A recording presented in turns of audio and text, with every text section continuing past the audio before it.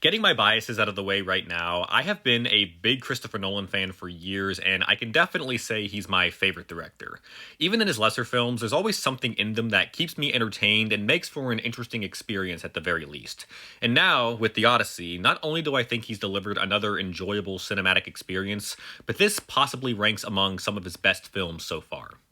Based on the poem by Homer, the Odyssey follows the Greek king Odysseus as he and his men try to journey home after the end of the Trojan War.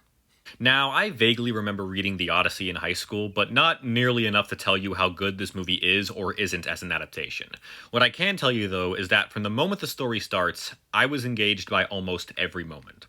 Much of this movie cuts between two stories: the journey of Odysseus and all the dangers he and his men face, and also how his wife and son deal with his absence. Each of these stories on their own were very engaging to watch, but it's how this film chooses to intercut these stories that ends up elevating the drama of the narrative in a lot of ways.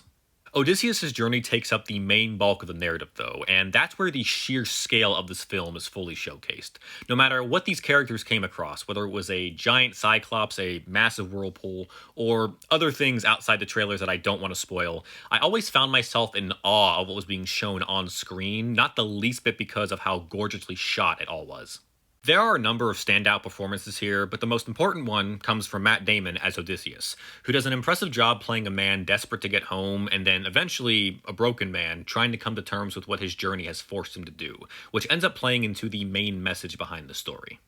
The biggest complaint I have really comes down to the pacing of the first act, which was a little slow to get going in my opinion. For the most part, for a movie that's almost 3 hours long, it ended up using that time pretty well, but that opening did have a few issues for me at the end of the day.